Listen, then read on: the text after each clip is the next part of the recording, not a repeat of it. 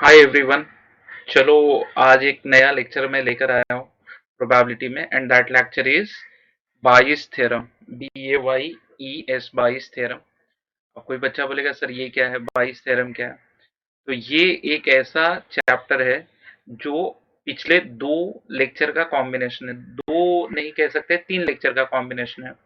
Lecture number 5 conditional probability, lecture number 3 independent theorem, independent event. तो independent event का तो बहुत ज्यादा यूज नहीं होता है, एक आध क्वेश्चन होंगे जिसमें थोड़ा इंडिपेंडेंट यूज हो जाएगा। And lecture number 7 very important lecture, total probability. तो इतनी सारी चीजों का कॉम्बिनेशन है ये एक लेक्चर। ठीक है, तो आओ इसे पढ़ते हैं कि ये लेक्चर में है क्या, ऐसा क्या है जो इतना खास इसे बना देता है। और एक चीज और बता दूं कि majority of the question JEE mains के जो आते हैं वो बाइस थ्योरम पे ही डिपेंडेंट होते हैं। तो क्या है इस चैप्टर में ऐसा? देखो, अब तक मैंने लेक्चर नंबर 5 में क्या करवाया था। लेक्चर नंबर 5 तो मैंने कहा था कि probability of A when B has occurred. तो मुझे मालूम है कि बी हो चुका है, what is the probability of A. और probability of B when A has occurred, दोनों के फॉर्मूले दे दिए थे। तो P of A intersection B upon P of B यहां से था, और P of A intersection B upon P of A यहां से था। सो मैंने कंक्लूड किया, ये लेक्चर नंबर 5 की चीजें मैं बता रहा हूँ। सो मैंने कंक्लूड किया कि P of A and B is nothing but P of B multiplied by P of A by B, P of A by B. और I can conclude that P of A multiplied by P of B by A. तो ये मैंने lecture number 5 से conclude किया, ए and B के बीच में common. फिर lecture number 7 से मैंने क्या कंक्लूड किया, the total probability. Total probability का क्या फंडा है, total probability equal to what. तो जैसे टोटल प्रोबेबिलिटी के लिए मैं ये समझू कि ये कुछ इवेंट्स है, E1 है, फिर ये है E2, फिर ये है E3, फिर ये है, ऐसे करके U dot dot dot En तक हो रहा है। ठीक है, En तक हो रहा है। फिर ये देखो, इन सब में अब देखो what is the common between E1 and E2, nothing. E2 and E3, nothing. E3 and मतलब कहीं पर भी देखो कॉमन नहीं है, इसलिए मैंने सेपरेट लाइन डाली है। इसलिए मैंने कहा E1 से लेके E1 E2 से लेके En तक म्यूचुअली एक्सक्लूसिव, मतलब nothing is common between them, mutually exclusive. And अब टोटल मिला के, ये पूरा मिला के बन तो रहा है सैंपल स्पेस। तो E1 और E2 और E3 डॉट डॉट डॉट और En सब मिला के सैंपल स्पेस बन रहा है। तो यूनियन इनका सैंपल स्पेस हो जाएगा। तो जब मैंने बताया कि सारे इवेंट का यूनियन क्या किसके बराबर होता है, सैंपल स्पेस के बराबर होता है, तो उसे कहते हैं एग्जॉस्टिव, एग्जॉस्टिव इवेंट्स। ठीक है, एग्जॉस्टिव इवेंट्स। तो जैसे एक ऐसा कॉमन इवेंट है जो सब में हो रहा हो, से इवेंट का नाम रख दो ई। तो हम कैसे जाएंगे कि ई एंड E1 के बीच में क्या हो रहा है, और यूनियन। क्योंकि यूनियन में, अच्छा पहले तो तुम्हें एक फंडा क्लियर कर दो, तुमने पढ़ा था कि P of A union B क्या होता है, P of A plus P of B minus P of A intersection B. ठीक है, ये तुमने पढ़ा था। फिर मैंने बताया था कि ए एंड बी म्यूचुअली एक्सक्लूसिव है, तो म्यूचुअली एक्सक्लूसिव है तो। अब कोई बच्चा बोलते है कि म्यूचुअली एक्सक्लूसिव क्या होता है सर, हमें तो मालूम ही नहीं है। दो इवेंट जिनके बीच में कुछ कॉमन नहीं होता है, यानी कि आने वाली प्रोबेबिलिटी क्या होगी, जीरो होगी। तो P of A union B क्या हो जाएगा, it's a P of A plus P of B. तो मैंने तुम्हें ये बता दिया कि यूनियन और या प्लस का काम करता है दो इवेंट के बीच में जब एक्सक्लूसिव होते हैं। तो मैंने क्या कहा कि यहाँ पे क्या होगा, आइदर ई एंड E1, मतलब E1 में से E होगा, या E2 में से E होगा, या E3 में से E होगा। तो या फिर बोला मैंने और बोला, तो ये इस बीच के और को मैंने प्लस में बदल दिया। तो ई एंड ई टू, और इसी तरह मैं जाऊंगा, सॉरी, और यूनियन आएगा यहाँ पे यूनियन आएगा। तो इस तरह मैं जाऊंगा, और टिल में लास्ट में ई एंड ई एन तक जाऊंगा, ई एंड ई एन तक। समझ में आई मेरी बात? होपफुली तुम्हें समझ में आ गई होगी मेरी बात कि सर ने एग्जैक्टली क्या किया है। फिर अगर कंडीशनल प्रोबेबिलिटी देखें, अच्छा एक बच्चा बोलेगा सर मुझे तो समझ ही नहीं रहा है, आप ये क्यों लिख रहे हो? चलो मैं तुम्हें ऐसे बता दे रहा हूँ कि देखो, मेरे पास दो अर्न है, अर्न मतलब थैले, बैग बोल देता हूँ, बैग, बैग वन है, बैग टू है, बैग टू है। फिर मैंने कहा यहाँ पे 5 रेड है, 5 व्हाइट है, यहाँ पे 4 रेड है, 6 व्हाइट है। What is the probability of selection of red ball और रेड बॉल? एक रेड बॉल निकालने की प्रोबेबिलिटी क्या है? फिर एक बच्चा बोलेगा सर आपके पास दो बैग है। यस, ये बैग वन है, ये बैग टू है, ठीक है। तो जो रेड बॉल है वो बैग वन से भी आ सकता है या बैग टू से भी आ सकता है। एग्जैक्टली मैं सेम चीज बोल रहा हूँ। तो पहले तो हम क्या करेंगे कि we are going to select bag one and we are going to draw a red ball. और क्योंकि म्यूचुअली एक्सक्लूसिव है, बैग वन यूनिक है, बैग टू यूनिक है, ऐसा कोई बैग नहीं है जो बैग वन बैग टू मतलब मिलते जुलते बैग नहीं है। सीधी बात है यार, बैग वन बैग टू, दो अलग अलग बैग की बात की है मैंने। या फिर बैग टू बच्चे ने सिलेक्ट किया एंड रेड बॉल निकाल लिया। देखो ऐसे हो सकता है, ठीक है। अच्छा कोई बच्चा बोले नहीं सर फिर एक बार समझाओ। चलो तो मैं आपको समझाने के लिए बता रहा हूँ। फिर मेरे पास ये समझ लो, ये मैंने ले लिया एक बैग, बरोबर। कोई बच्चा बोले सर एक फिर समझा दो, हमें वो चीज नहीं समझी। 5 रेड 5 वाइट, 5 नहीं, 4 रेड 6 वाइट कर देते हैं। फिर ये लाल कलर का बैग है, ये काला कलर का बैग है, रेड एंड ब्लैक हो गया। ये मिस्टर एक्स है, ठीक है, बड़ा सुंदर सा है, मिस्टर एक्स है। अब मैंने कहा कि mister x, what is the probability, probability of selection of a red ball, a red ball, एक रेड बॉल के सिलेक्शन की प्रोबेबिलिटी क्या है? अब मिस्टर एक्स क्या बोलेगा कि सर अ रेड बॉल निकाल के कहां से दूं? पहले आप बोलो यहां से निकालू कि यहां से निकालू? तो मिस्टर एक्स खुद भी दो केसेस के बीच में फंसा हुआ है।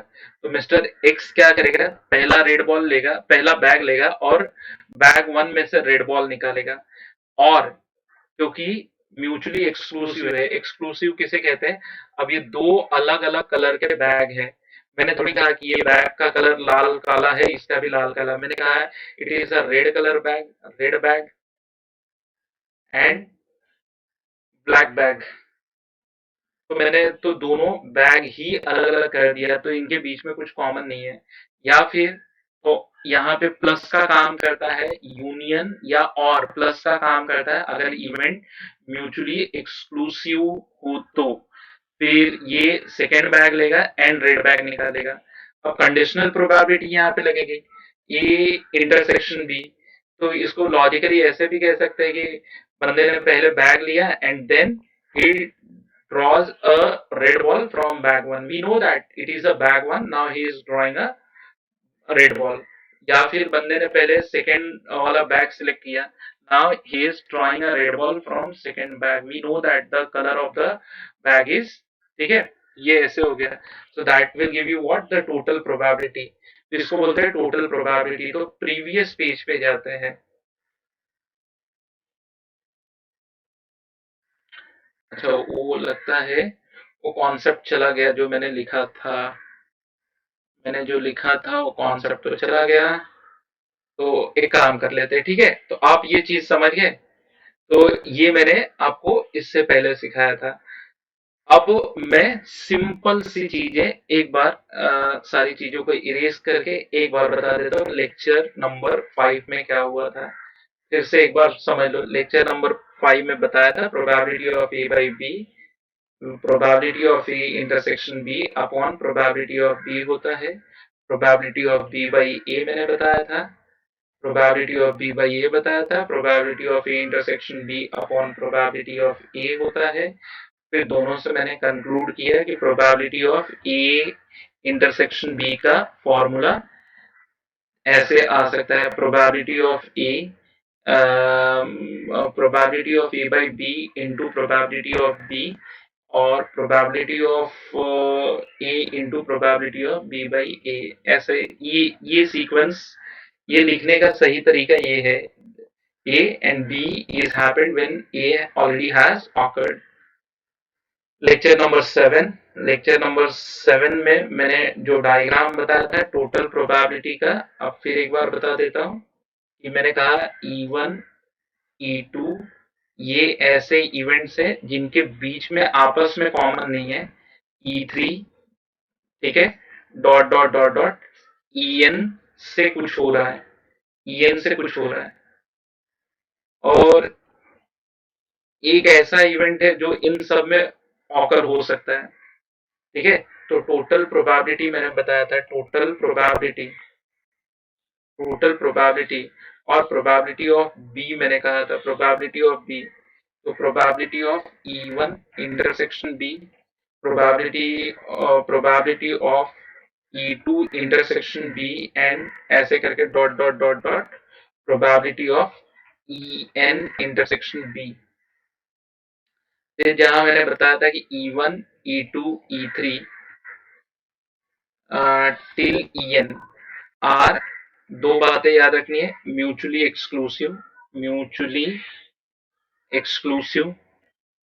हालांकि तुम्हें मालूम है कि सर ज्यादा कंडीशंस एक न्यूमेरिकल में नहीं डालते हैं। म्यूचुअली एग्जॉस्टिव, एक्सक्लूसिव मतलब नो कॉमन, एग्जॉस्टिव मतलब सारे का सम बराबर सैंपल स्पेस। अब मर्ज क्या करना है तुम्हें इस केस को, तो अभी इसे लिखेंगे कैसे, तो probability of E1 occur and, वही मैंने बोला ना कि bag 1 is selected and black ball is drawn from bag 1। ठीक है, probability of bag 2 is selected, bag 2 select किया and black ball is drawn from, ठीक है, ये हो गया E2, ऐसे करके डॉट डॉट डॉट। ठीक है, यहाँ पे मैं लिख देता हूँ probability of nth bag is selected and black ball is drawn from nth bag।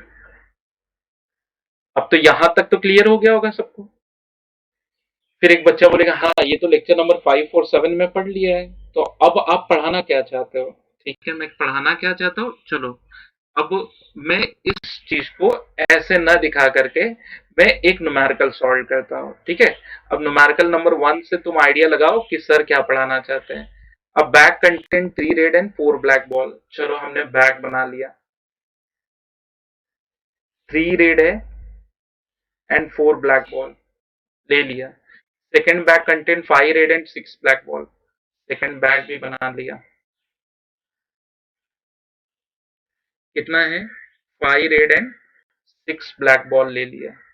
One ball is drawn at random from one of the bag. अब तो सबसे बड़ी प्रॉब्लम ये है कि इसमें से यही नहीं दिया है कि कौन से बैग से निकालना है, तो उसने बोला one ball is drawn from one of the bag. तो सबसे पहले तो हम ये लेंगे कि वो बैग कौन सा हमने सिलेक्ट किया जिसमें से बॉल निकाल रहे हैं, तो मे बी 1/2, पहला बैग का चांस है सिलेक्शन का, दूसरे बैग के सिलेक्शन का चांस है 1/2 and is found to be red. तो अब यहां से हम लिखने जा रहे हैं कि what is the probability of red ball, probability of red ball, तो probability of red ball from bag 1, probability of red ball from bag 1, तो रेड में तो कितने 3 है, एक बॉल निकालना है, 3C1 divided by 7C1 and यहाँ पे 5 रेड है, तो probability of red ball from bag 2, second bag से रेड निकालना है, तो दैट इज व्हाट 5/11। तो ये रेड बॉल हमने निकाल लिया। यहाँ तक तो क्लियर हो गया होगा।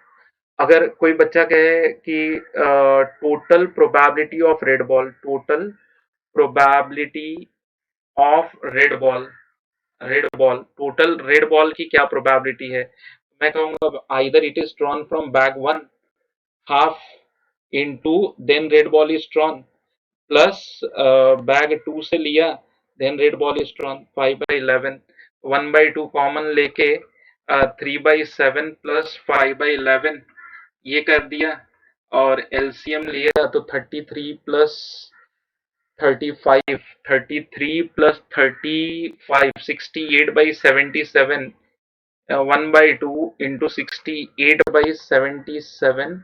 अब ये कट गया तो कितना आ गया, 3 34/77 आ गया। तो ये प्रोबेबिलिटी तो आ गई रेड बॉल के सिलेक्शन की। लेकिन क्वेश्चन क्या गया था, find the probability that it was drawn from second bag, it was drawn from second bag. तो अब सबसे पहले अगर तुम लॉजिक लगाओ तो क्वेश्चन ये कह क्या रहा है, अगले पेज पे देखते हैं। अब ये कह रहा है what is the probability that it was drawn.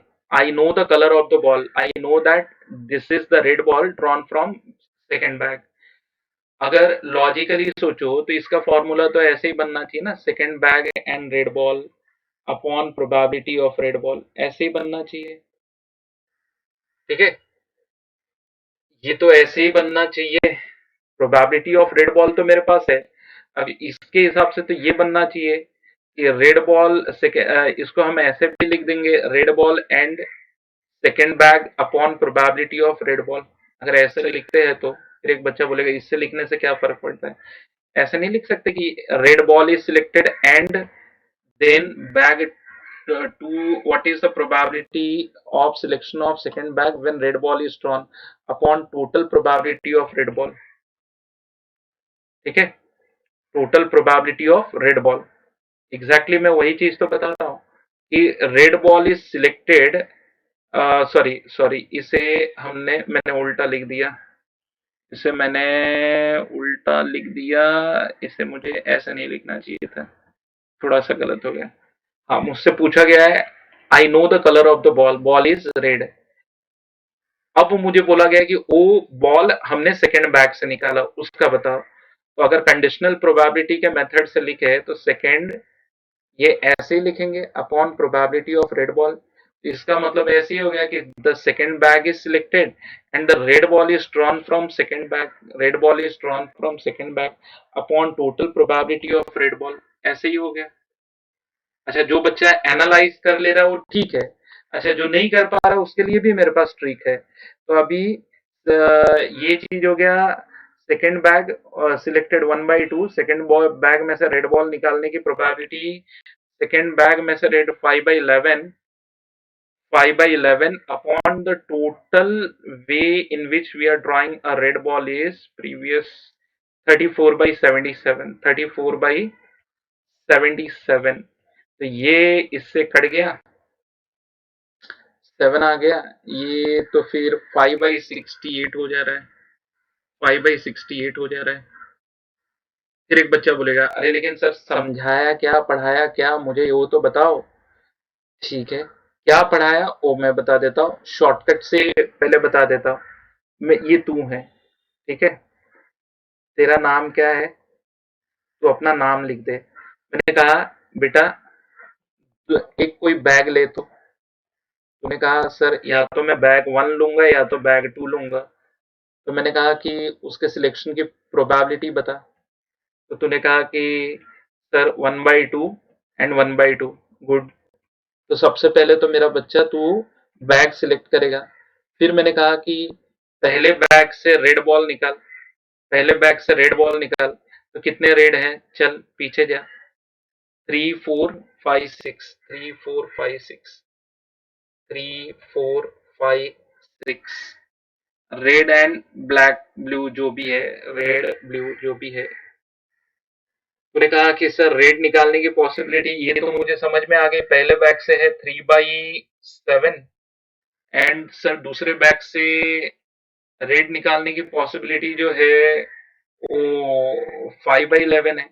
ठीक है, अब मैंने तुझसे उल्टा कहा कि बेटा तुझे बॉल का कलर मालूम है, अब सपोज कर, तू इमेजिन कर, हाँ, पहले तो मुझे मैंने कहा था कि ये बॉल फर्स्ट बैग से आया, रेड कलर होने की पॉसिबिलिटी बताओ। अब मैं तुझे एक कलर, एक बॉल दिखा रहा हूँ, पूछ रहा हूँ बेटा ये कलर कौन सा, तूने बोला अरे ये सर रेड कलर का है। अब मैं उल्टा पूछ रहा हूँ, अब तू ये बता कि ये जो बॉल है उस सेकेंड बैग से आया हुआ है। देख, अब तक कैसा था, मैंने कहा देख बैग वन मैंने सिलेक्ट कर लिया, अब इसमें से रेड बॉल आएगा उसकी प्रोबेबिलिटी बता। अब तक तू रेड बॉल होने की प्रोबेबिलिटी निकाल रहा था, अब तू उल्टा करने जा रहा है। तू क्या निकालने जा रहा है? तू निकालने जा रहा है कि कलर तुझे मालूम है, कलर मालूम हो गया कि ये बॉल रेड कलर का है, लेकिन अब तू निकालने जा रहा है कि ये बॉल जो है उस सेकंड वाले बैग से आया था। तो अगर तुझे ऐसा निकालना है, अगर तू ये समझ लिया ना, तो मैं तुझे सिंपल लैंग्वेज में बता देता, this multiplied by this, half into 3/7, this multiplied by this, half into plus 5/11, ये टोटल प्रोबेबिलिटी देगा, जिससे तू कह सकता है प्रोबेबिलिटी ऑफ रेड बॉल आ गया। ठीक है, न्यूमरेटर में क्या होगा, तुझे ये वाला ब्रांच पूछ रहा है ना, हाफ इंटू 5/11, बस इतना ही करना है। हाफ कॉमन आके कट जाएगा, it's a 5/11 divided by 3/7 plus 5/11। अब इसको do the cross multiply and get the answer. तो ठीक है, आंसर तो वही आएगा, आंसर चेंज नहीं होगा। तो अगर तुझे ये एनालिसिस समझ गई है तो तुझे दिक्कत नहीं होगी। और अगर एनालिसिस नहीं समझी है, किसी कोई बच्चा बोलता है ना कि नहीं सर मुझे पूरा डेप्थ में बताओ, चल मैं बताता हूँ। व्हाट इज द, ये एक इवेंट है E1, ये एक इवेंट है E2, ये ऐसे करके E3 है, E4 है, ये है एक इवेंट है जिसका नाम है En। इन सब में कॉमन चीज हो रही है, क्या हो रही है? E। तो what is E/E1, what is E/E2, E/E2, what is E/En, ऐसे ही सारे ब्रांच आ जाएंगे। तो ये जो है ना, ये एक कॉमन चीज को ट्रेस करेगा E। डायग्रामेटिकली समझ लेना, ये E, ये सब E को जाएंगे, E, E, E/En, तुझे यहां तक मालूम पड़ गया। फिर total probability of E, total probability of E, that E can occur from E1। तो तू कह सकता है कि sir P of E1 into P of E/E1, ठीक है, plus P of E2 into P of E/E2, E/E2, ऐसे करके तूने कहा कि sir P of En into P of E/En, sir कहीं से भी ऑकर हो सकता है, बरोबर। ये वाली बात तो तुझे समझ में आ गई, ई के ऑकरेंस की प्रोबेबिलिटी तो तुझे समझ में आ गई है, ये ई के ऑकरेंस की प्रोबेबिलिटी है।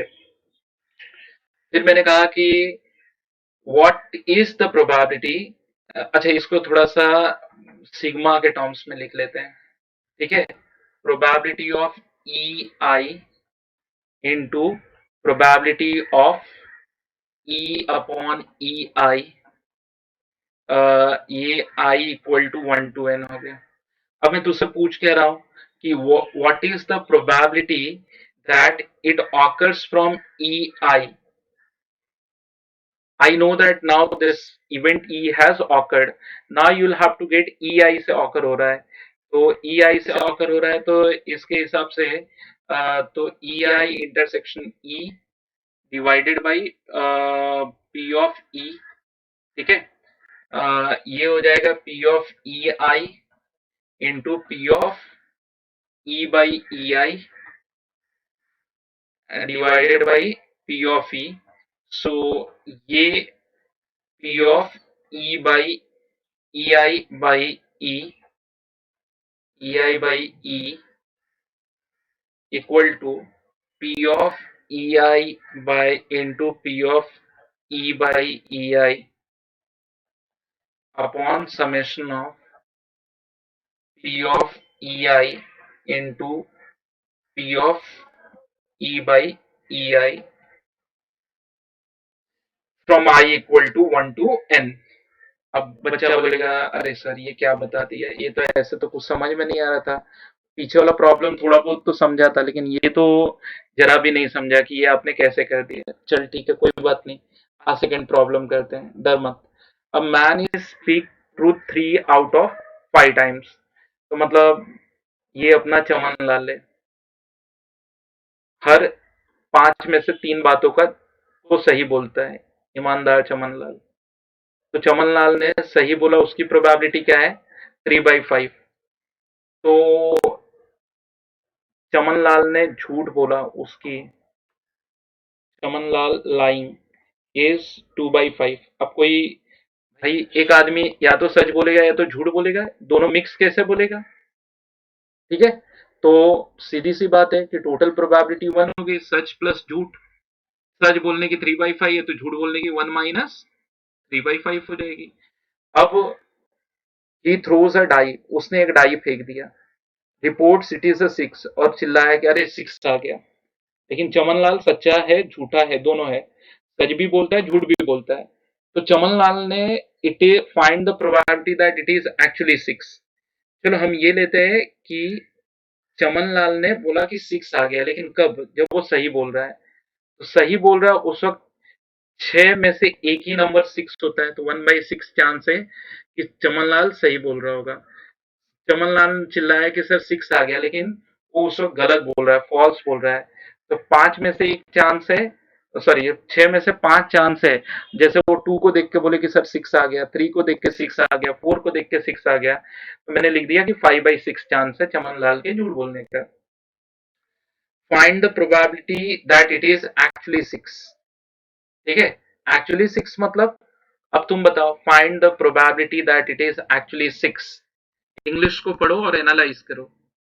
बहुत सारे बच्चे इंग्लिश मीडियम से है, बट वो इंग्लिश पकड़ नहीं पाते कि क्वेश्चन क्या कहना चाहता है। Find the probability that it is actually 6। Now we know that number is 6। Find the probability that it is actually 6, यानी कि चमनलाल सही बोल रहा है। So probability of Chamanlal being true when he is reported 6, बहुत इजी है। अच्छा पहले तो ये तो हमने ला दिया 3/5, तो यहाँ पे लिख देते हैं probability of true is 3/5। Probability of false या लाइंग, फॉल्स, कोई बोलेगा ले भाई ये एम एफ कर दिया 2/5, तो तुझे ट्रू वाली चाहिए ना, तो 3/5 इंटू 1/6, ये न्यूमरेटर में आएंगे, नीचे आएगा 3/5 इंटू 1/6 प्लस 2/5 इंटू 5/6। सो तुझे करना क्या, 6 तो सबका कॉमन लेके चला जाएगा, इनफैक्ट 5 से चला जाएगा। तो तूने इसे सिंप्लीफाई किया, ये तो 3/5 हो गया, यहाँ पे मल्टीप्लाई हो गया तो 13/5, तो ये आ गया 5 से चला गया। ठीक है, बस 3/13 आ गया। अगला बात कर लेते हैं अगले क्वेश्चन की। A company has 2 plants for manufacturing bicycles. The first plant manufactures 60% of the bicycle. मतलब पहले की कैपेसिटी 60% है, सेकेंड प्लांट की कैपेसिटी 40% है, यानी कि प्लांट 1 एंड प्लांट 2 लिख लेंगे, 60/100 यानी प्रोबेबिलिटी हो गई। Out of that 80% of the bicycles are rated of the standard quality at the first plant and 90% standard quality of the second plant. A bicycle is picked up at random found to be standard quality. Find the probability that it comes from second plant. अच्छा देख, ये एक चीज बताता है, ये सब JEE mains और एडवांस के न्यूमेरिकल है। जब ये न्यूमेरिकल आ जाते हैं, पहली बात तो इतना सारा लिख दिया, तो तुम लोग देखते ही कहते हो अरे बाप रे कहाँ से ये क्वेश्चन आ गया। लेकिन सिंपल सी बात है, चमन लाल को बोलते हैं चमन लाल तू एनालाइज कर। चमन लाल ने देखा और कहा कि अरे सर ये तो एनालिसिस बहुत इजी है, कि पहले तो हम अ, उस बाइक बाइक को पहले देखते हैं कि वो बाइक प्लांट 1 से आई है क्या, क्योंकि प्लांट 1 की कैपेसिटी 60% है, प्लांट 2 की कैपेसिटी 40% है, तो इसका मतलब कि ये प्लांट 2 कम बाइसिकल बनाता होगा। अब अब ये तो प्लांट 1 एंड प्लांट 2 हो गए। अब मैंने क्या कहा है कि ये किसी कॉमन को जाएंगे, कुछ ऐसे कॉमन। अब स्टैंडर्ड क्वालिटी बता रहा है, तो प्लांट 1 से स्टैंडर्ड क्वालिटी आएगी, standard quality when it comes from plant 1। अब हमें मालूम है कि प्लांट 1 से साइकिल आ रही है, तो स्टैंडर्ड क्वालिटी की होगी वो 80% चांस है। एंड अब ये मालूम है कि ये प्लांट 2 से आ रही है, तो स्टैंडर्ड क्वालिटी की होगी उसकी प्रोबेबिलिटी 90% है। तो हम यहां तक आ गए, तो बस डायग्राम तो तुम्हें दिख गया। नेक्स्ट डायग्राम के हिसाब से उसने बोला ना। अब उसने साइकिल उठाया और पता चला अरे ये तो बहुत अच्छी साइकिल है। ठीक है। तो अब बताओ कि ये अच्छी साइकिल सेकंड प्लांट से आई है। ठीक है। सेकंड प्लांट से आई है। तो फिर क्या हो जाएगा? सेकंड प्लांट 40 × 90/100, 40 × 90/100, सॉरी 40/100 × 90/100, और फर्स्ट प्लांट का 60/100 × 80/100, ये पहले प्लांट, और ये दूसरे प्लांट का 40 × 90/100, यहाँ पे 100 कर लेते हैं। सो दैट बाई 100 कॉमन लेके काट देंगे। अब सबके जीरोस कॉमन लेके काट देंगे। कॉमन लेके मतलब 10 10 कॉमन ले लो। तो अब बचा क्या? 4 9 जा 36, नीचे बचा 48 + 36। नाउ ऐड कर दो 36, फिर 30 डाला तो 78, 84 काटा, 4 से काट दिया, 4 9 जा, एंड 2 जा 1 जा 21, फिर 3 से भी कट रहा है तो 3 3 जा 3 7 जा। तो देखो कहाँ पे डिफिकल्ट है। तो इसमें पूरा का पूरा जो लॉजिक होता है वो क्वेश्चन के पढ़ने पे जाता है। अभी चौथा नंबर का क्वेश्चन आ रहा है। अगर आप इसे सही ढंग से पढ़ लिए तो आप समझ लोगे कि क्वेश्चन क्या दे कह रहा है। A pack of playing cards was found to contain only 51 cards. If the first 13 cards which are examined are all red, मतलब 52 कार्ड्स होते हैं लेकिन पैक में पता चला है कि 51 कार्ड्स है, यानी कि एक कार्ड तो पक्का खो गया है। तो 13 कार्ड्स को एग्जामिन किया और वो पता चला रेड है। What is the probability that missing card is a black card? Chaman Lal, चलो तुम बताओ कि तुम एनालिसिस कैसे करोगे। सोचो, तुम सोचो कि तुम एनालिसिस कैसे करोगे। पहले तो ये पता करो कि वो मिसिंग कार्ड रेड कलर का है कि वो ब्लैक कलर का है, क्योंकि ये मैटर करेगा। अगर रेड कलर का मिसिंग है, रेड कलर का मिसिंग है, तब तो रेड के नंबर घट जाएंगे। और ब्लैक मिसिंग है तो या फिर ब्लैक के नंबर घट जाएंगे। तो पहले तो सिंपल 52 कार्ड में से अगर एक कार्ड के मिसिंग होने की प्रोबेबिलिटी रेड कलर की 1/2 होती है और ब्लैक कलर की 1/2 होती है। कोई बच्चा कहे कि सर कैसे होती है, तो मैं कहूंगा 26 रेड कार्ड है, कोई भी एक कार्ड सिलेक्ट कर लो, मान लो कि वो मिस हो गया तो 26/52 C1, 26C1/52 C1, इस तरह करके। अब उसने क्या किया कि 13 कार्ड्स अब वो ड्रॉ कर रहा है, कहां से? 51 से। Which are examined all are red, उसे पता चला कि वो रेड है, सारे के सारे पत्ते रेड है। मैंने क्या बोला है कि ये कॉमन को जाएगा। कोई बच्चा बोलेगा ये रेड ये ब्लैक, तो ये कौन से कॉमन को जा रहा है? तो ये रेड को कॉमन जा रहा है, रेड कॉमन जा रहा है। फिर बच्चा बोलेगा सर रेड कॉमन कैसे हुआ? अब हमें ये निकालना है कि हमने अगर 13 पत्ते निकाले हैं और पता चला है कि 13 के 13 पत्ते जो है वो रेड कलर के हैं, तो red probability of red card, 13 red cards, अगर मैं ऐसे लिख दूं, इसे थोड़ा सा और, probability of 13 red cards when a red card is missing, a red card is missing. अगर मैं ये मान लूं कि रेड कार्ड ही मिसिंग है, फिर 13 पत्ते रेड निकालने की पॉसिबिलिटी क्या होगी? तो फिर कोई भी बच्चा बोलेगा कि सर पहला रेड मिसिंग है, तो 26 रेड होते हैं तो एक रेड चला गया तो 25 रेड बचे। तो आप जो निकालोगे 50 या 25 में से ही कोई 13 निकालोगे, डिवाइडेड बाई एक कार्ड कम हो चुका है, 51C13 हो जाएगा। और दूसरी बात अगर मैं ये करूं कि probability of 13 red card, card तो रेड ही निकालना है, 13 red cards when a black card is missing, black card is missing. मैंने ये कहा है ना कि ये ऊपर वाला मोस्टली सेम आता है। तो उस केस में रेड तो फिर 26 ही होंगे, लेकिन क्योंकि एक कार्ड ब्लैक मिसिंग हो चुका है तो सैंपल स्पेस 51/51C13 आएगा। What is the probability that missing card is a black card? Missing card black card है। अब मिसिंग कार्ड ब्लैक कार्ड है तो फिर कैसे निकालेंगे? मिसिंग ब्लैक कार्ड है। अब मुझे मालूम करना है कि I know that 13 cards are there, 13 cards 13 red cards are there. I know that missing one is black.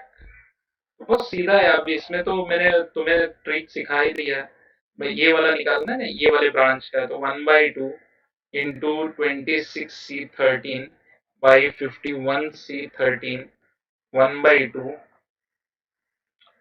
25C13 plus 1/2 26C13 by 51C13, यहाँ पे बाई 51C13 लिखना भूल गया था। जो कटता है काट दो। अच्छा, ऐसे कैलकुलेशन लोगों को टफ लगते हैं। ये देखो, ये कहाँ कट गया, फिर डिनोमिनेटर भी कटने वाला है। अच्छा, एनसीआर काट मत देना। देखो कुछ महान भाव तो ऐसे होते हैं, अब ऐसे नीचे का 13 26 सारे कसम से ऐसे ऐसे कैलकुलेशन करते हैं, दिमाग खराब हो जाता है उनके पीछे।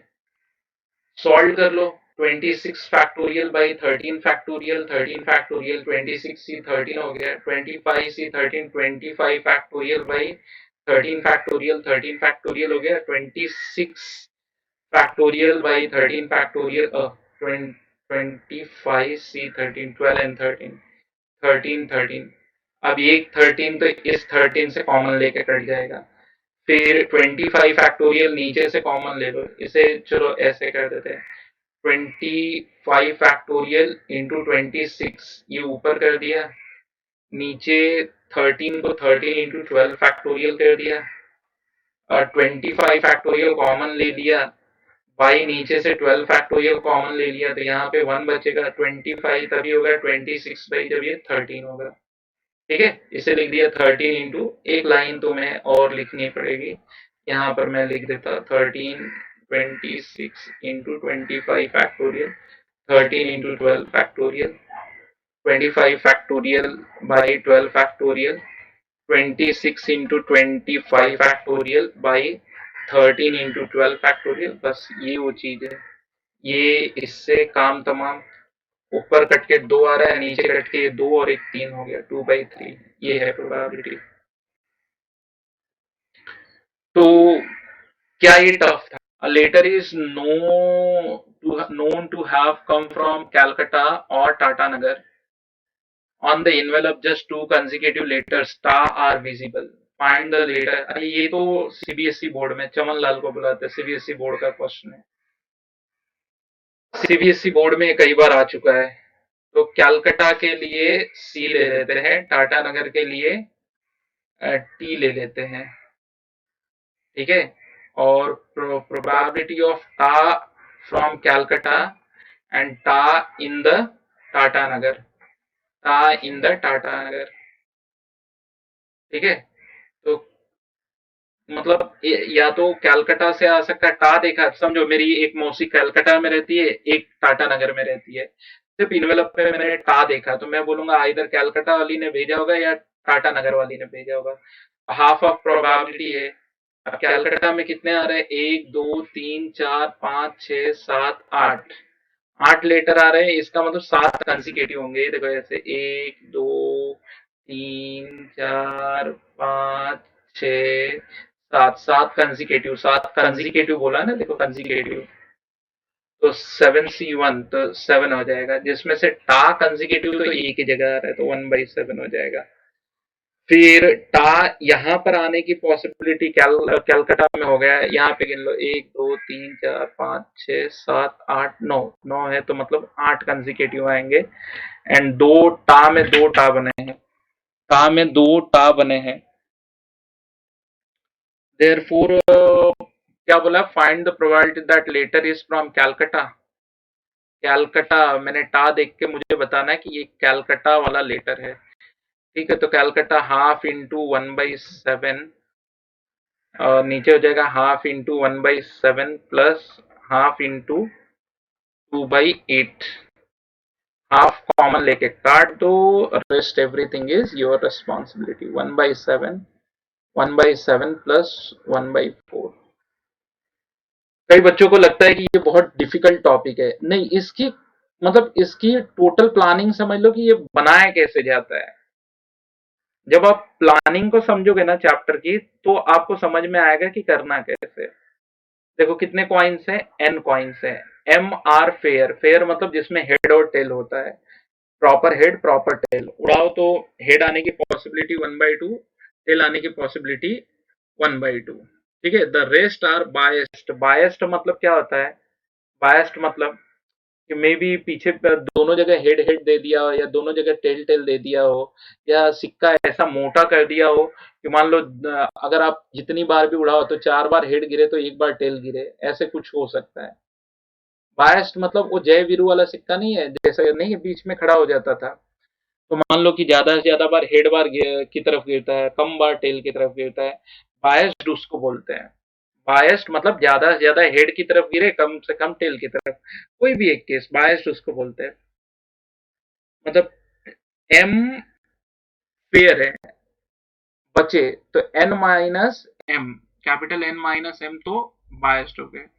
Probability of getting head when the fair coin is tossed, वो तो 1/2 है, while it is 2/3। ये भी क्लियर हो गया, ये लाइन क्लियर हो गई। अ coin is drawn from the box, एक कॉइन निकाला, इसका मतलब कि सबसे पहले चमन लाल को फेयर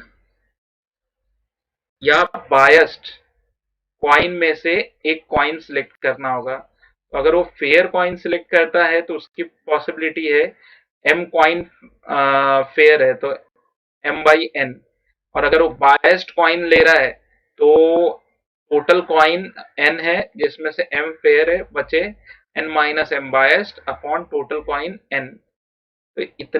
तो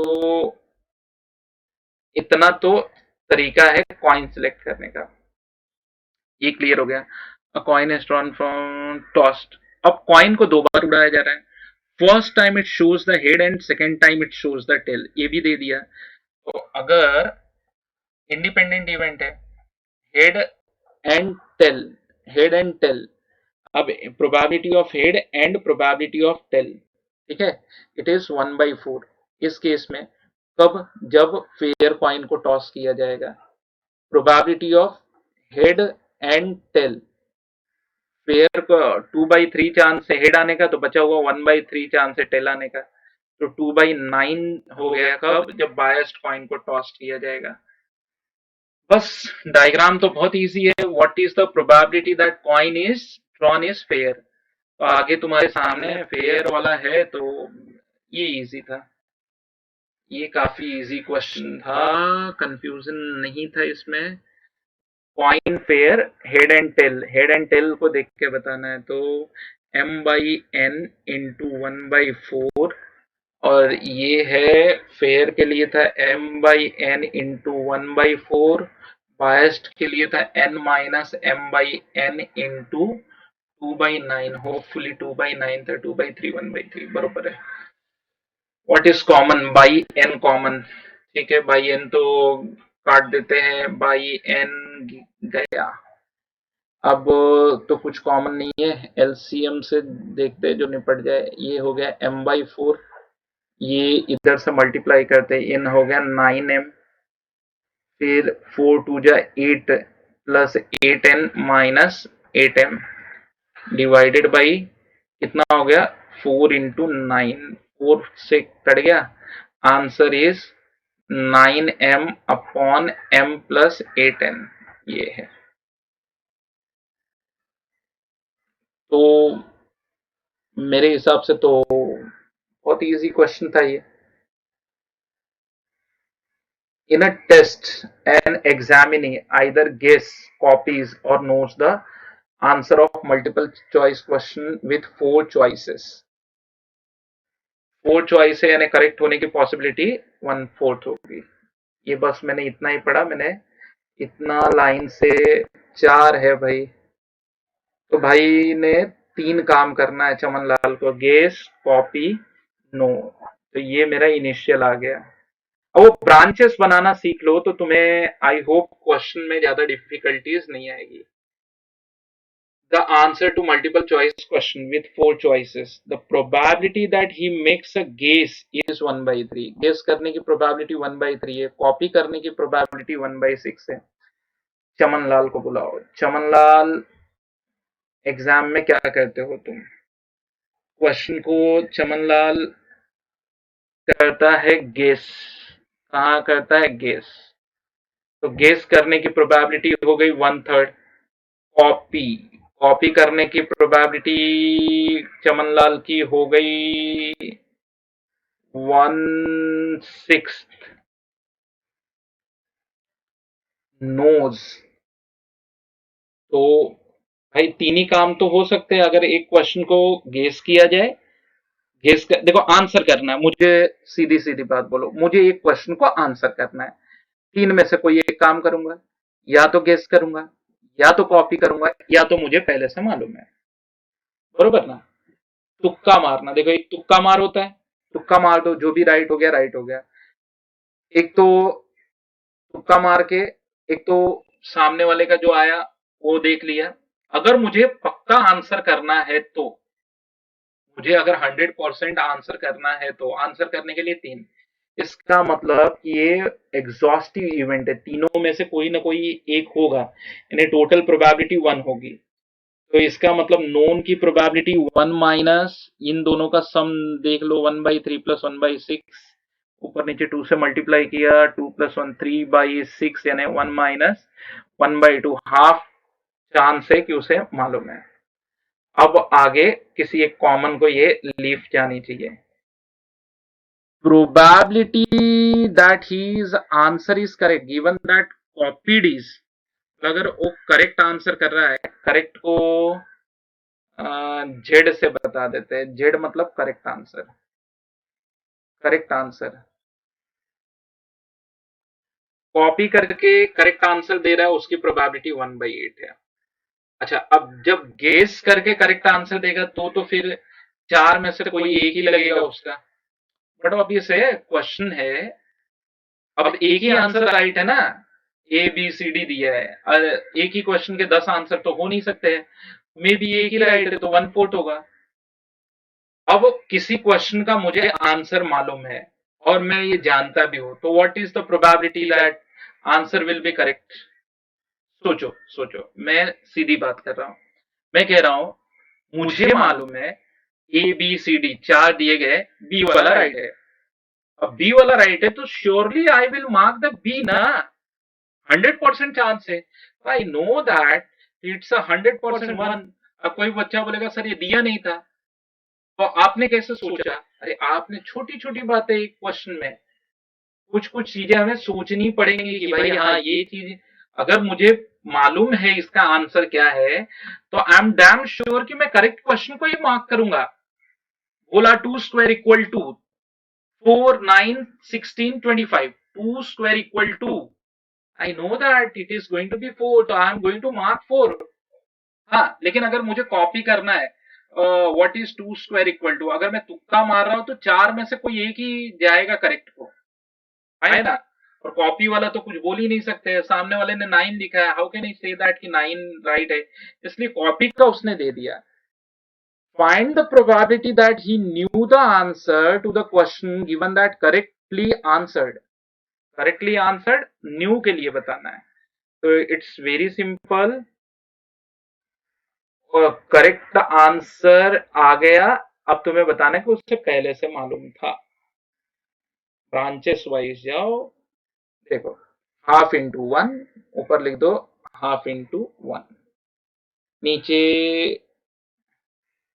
1/3 into 1/4, 1/3 into 1/4 plus 1/6 into 1/8, 1/6 into 1/8 plus half into one. बस कर लो ये। मुझे लगता है हाफ कॉमन, ऊपर हाफ है इंटू वन है, नीचे से हाफ कॉमन आ जाएगा, तो एक 2 बच जाएगा, तो ये 1/6 हो जाएगा। समझो हाफ यहाँ से गया, 3 × 8 24 हो जाएगा, ये चला गया तो 1 हो गया, हाफ से कट गया। एलसीएम ले लो जो जो बनता है। तो नीचे तो हमने कर दिया 24, यहाँ पे 4 से मल्टीप्लाई कर दिया, सॉरी सॉरी सॉरी उल्टा लिख दिया, प्रीवियस, नहीं नहीं सॉरी कहाँ गया इरेजर। चलो 1 यहाँ पे लिखना था, हाँ 4 से मल्टीप्लाई करो, ये तो 24 ऑलरेडी ऊपर 24 से मल्टीप्लाई करो 24 बाई 30 नहीं 29 हो गया 24 4 28 1 29 देख लो। नेक्स्ट क्वेश्चन पे आते हैं। Hi everyone. सो मैंने क्या डिसाइड किया था कि एक नया लेक्चर नंबर 9 बनाऊंगा मैं, जो बेस्ड होगा अगेन बायस थ्योरम पे। फिर मुझे लगा कि नहीं यार, इसमें ज़्यादा टाइम देने से बेटर है कि मैं लेक्चर नंबर 10 या 12 ऑनवर्ड्स जेई मेंस और जेई एडवांस के पेपर का सॉल्व करना चालू कर दूँ, तो ऑटोमेटिक उसमें काफ़ी क्वेश्चन है बायस थ्योरम के। तो ये 2 क्वेश्चन और लिस्ट में थे जो बच गए थे, जिसमें से एक क्वेश्चन में तो आई होप कुछ डेटा एरर था, डेटा में कुछ एरर था, तो क्वेश्चन बच गए थे। ठीक है, चलो आओ देखते हैं। और A speak truth 3 out of 5 times, तो आई थिंक ये क्वेश्चन मैंने करवाया था अभी। सो चलो, A speak truth, probability of A speak truth is 3/5। तो लाई के लिए हम निकाल लेंगे 1 minus 3/5 and that is equal to 2/5। फिर ये हो गया बी स्पीक ट्रूथ, कितना हो गया 7/10। तो इसका लाई के लिए हम निकाल लेंगे 3/10। फिर क्या बोला, a ball is drawn at random from a bag containing 1 black ball and 5 other ball. एक ब्लैक है और 5 अदर बॉल, टोटल 6 बॉल है। Both A and B reports that it is a black ball. Probability of it is a black ball. तो black ball के लिए मैंने BL लिख दिया, तो मैं बता दूं BL for black ball, black ball या ब्लैक बॉल के लिए BL या C यूज कर लेते हैं। ठीक है, तो इसे C लिख देते हैं, C फॉर ब्लैक बॉल। ठीक है, C equal to black ball. तो अगर मैंने ब्लैक बॉल की प्रोबेबिलिटी देखा तो 1/6 है। फिर मैंने ब्लैक बॉल नहीं होगा उसकी प्रोबेबिलिटी देखा तो इट इज 5/6। ये ब्लैक बॉल नहीं होने की प्रोबेबिलिटी है। Both A and B report that black ball has been drawn from the bag. दोनों ने बोला कि ब्लैक बॉल निकला है। Find the probability that assertion being true. अच्छा, अगर हम ट्रू की बात करें, चमन लाल ने कहा कि ट्रू तो तभी होगा जब ए एंड बी दोनों ट्रू बोलेंगे। ठीक है, तो ट्रू तो तब होगा जब ए एंड बी दोनों ट्रू बोलेंगे। अब उस केस में probability of A and B अगर मैं निकालूं ट्रूथ होने की, तो ट्रू होने की प्रोबेबिलिटी तो इनकी बनती है, कितना था प्रीवियस में देख लें कितना था, 3/5 और 7/10। 3/5 इंटू 7/10, तो 21/50 है। अब जब ये ट्रू बोल रहे हैं तो इन्होंने रिपोर्ट किया कि ब्लैक बॉल आया है, ब्लैक बॉल आया है, तो उसकी प्रोबेबिलिटी देयरफॉर ये probability of reporting a black ball, probability of reporting the black ball, दोनों बोल रहे हैं ब्लैक बॉल आया है when A and B both are true. तो जब दोनों ट्रू बोल रहे हैं तो ब्लैक बॉल आने की प्रोबेबिलिटी क्या है, तो ब्लैक बॉल आने की प्रोबेबिलिटी है 1/6, बरोबर।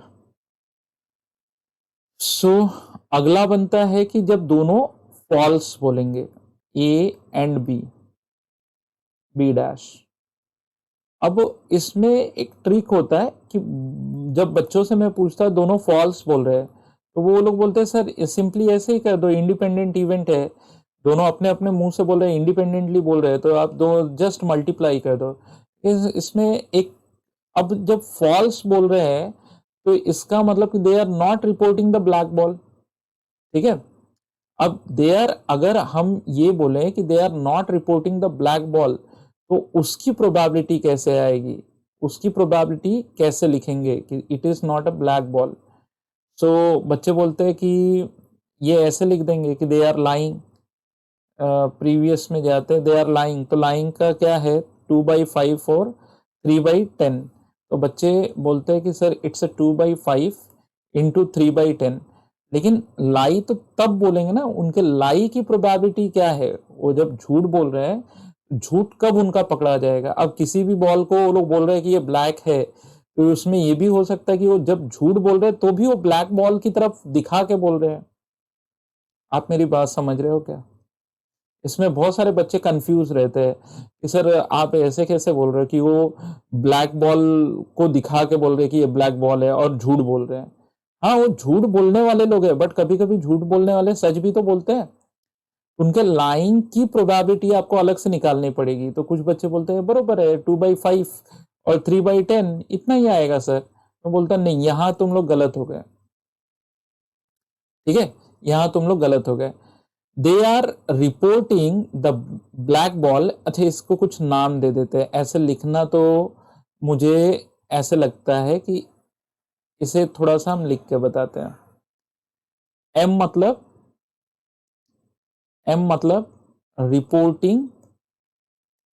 Reporting black ball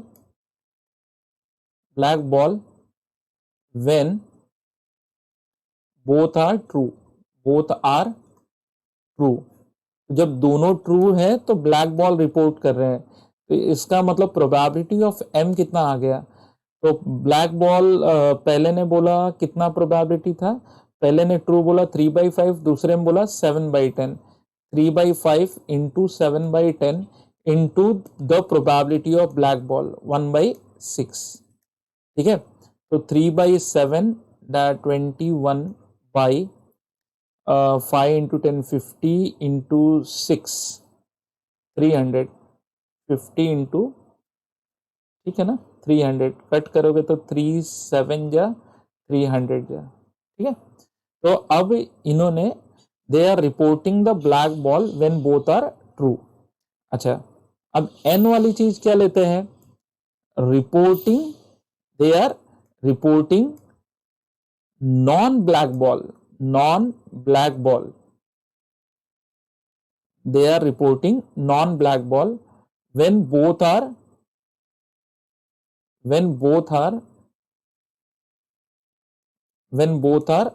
not true। जब दोनों के दोनों ट्रू नहीं बोल रहे हैं उस वक्त वो ब्लैक बॉल को रिपोर्ट करेंगे, उसकी प्रोबेबिलिटी, नॉन ब्लैक बॉल को रिपोर्ट करेंगे, उसकी प्रोबेबिलिटी निकाल लो। क्योंकि यहाँ पे दो ही केस हो रहा है, या तो ब्लैक बॉल को रिपोर्ट कर रहे हैं या तो नॉन ब्लैक बॉल को रिपोर्ट कर रहे हैं। ठीक है, अब या तो नॉन ब्लैक बॉल को रिपोर्ट कर रहे हैं तो उसके बारे में निकाल लो कैसे, या दे आर रिपोर्टिंग द, ऐसे कर लेते हैं, they are reporting the black ball non black ball when both are true. यहां पे ले लेते हैं व्हेन बोथ आर ट्रू ले लेते हैं। ये म्यूचुअली एक्सक्लूसिव इवेंट हो गया, एक्सक्लूसिव और एग्जॉस्टिव। ठीक है ना, तो आइदर दोनों ब्लैक बॉल को रिपोर्ट कर रहे हैं या दोनों नॉन ब्लैक बॉल को रिपोर्ट कर रहे हैं। नॉन ब्लैक बॉल को रिपोर्ट कर रहे हैं तो फिर कितने तरीके से रिपोर्ट कर सकते हैं, तो नॉन ब्लैक बॉल को उन्होंने रिपोर्ट किया। अब नॉन ब्लैक बॉल को रिपोर्ट कर रहे हैं तो अगर वो ट्रू है तो 3/5 चांस है वो ट्रू है, और 5 में से किसी एक बॉल को लोग नॉन ब्लैक कह रहे हैं। अब हो सकता है एक बच्चा बोले सर ये कैसे आपने किया, मतलब इसका क्या लॉजिक लगाया। देखो, ट्रू बोल रहा है बंदा 3/5, ठीक है, इनटू, अब ब्लैक बॉल तो एक ही है, तो बचे 5 में से किसी बॉल को अगर वो ब्लैक कह रहा है ये नॉन ब्लैक है, तो उसकी प्रोबेबिलिटी जस्ट मल्टीप्लाई हो जाएगी। कोई बच्चा बोले नहीं सर नहीं समझा, मैं बता रहा हूं। फिर देखो, ये बंदा सही बोलने वाला है 7/10 बरोबर, लेकिन सही तब माना जाएगा जब वो नॉन ब्लैक बॉल को बोलेगा ना कि ये नॉन ब्लैक बॉल है, तो नॉन ब्लैक बॉल के सिलेक्शन की प्रोबेबिलिटी क्या होगी, 1/5 होगी। ठीक है, अब ये पॉइंट है, अब इस पॉइंट को जैसे दिमाग लगा के समझ लो। ठीक है, तो ये 2 हो जाएगा, ये 5 से चला गया, तो कितना हो गया कि ये आ जाएगा 7/, 10 इंटू 10, 100 इंटू ये 500 हो गया। तो probability of m when both are true, ठीक है। m बाई n लिख दें, नहीं m बाई क्या लिखें, reporting both ball when both are true, total probability लिख देते हैं, यूं लिख देते हैं total probability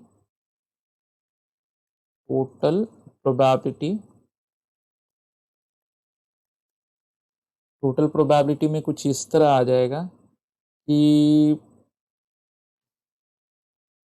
probability of m plus probability of n, ये टोटल प्रोबेबिलिटी आ जाएगा 7/100 प्लस 7/500, फिर 5 से मल्टीप्लाई कर दो, इट्स 42/500 आ गया, यानी कि 21/250 आ गया, ठीक है। और देयरफॉर अगर उनका असर्शन ट्रू होना है तो P ऑफ m बाई कैसे निकालेंगे, therefore required probability equal to P of m by P of m plus P of n, P of m plus P of n हो जाएगा, ये रिक्वायर्ड प्रोबेबिलिटी हो जाएगी।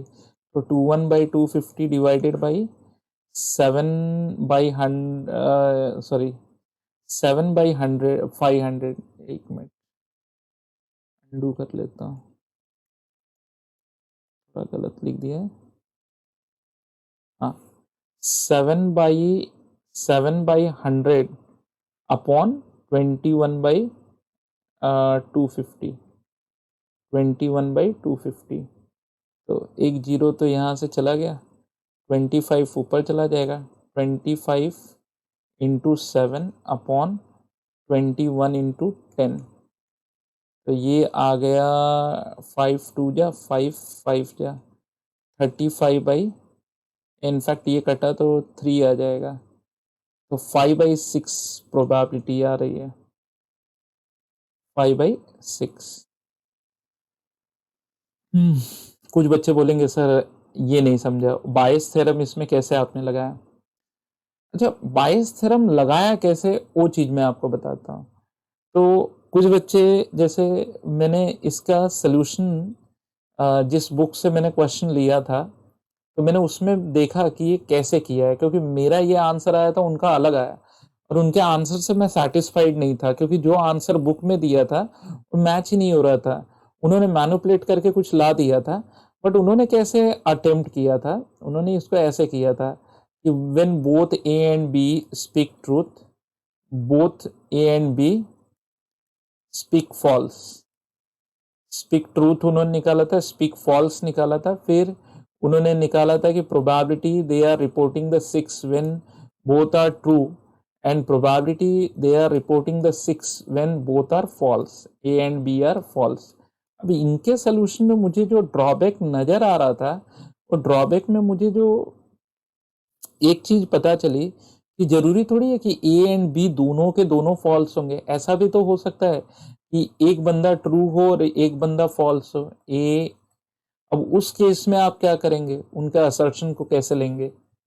तो ऐसे कुछ पॉइंट्स मैंने देखे तो मुझे लगा कि नहीं यार, ये वाला तरीका, मतलब हाँ, आंसर मैनिपुलेट करके लाना कोई बहुत बड़ी बात नहीं है, लेकिन मुझे लगा कि नहीं, ये तरीका सही नहीं है, और जो उनके आंसर्स भी थे उससे मैं सेटिस्फाइड नहीं था।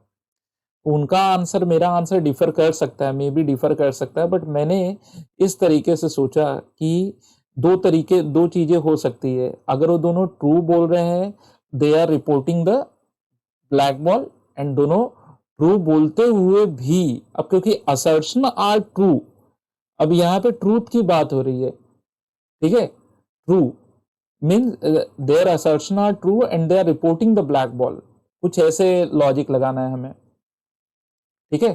तो मुझे लगता है कि the method which I did, ठीक है, required probability both are true and they are reporting the black ball, probability of black ball when they are true, इसे C/M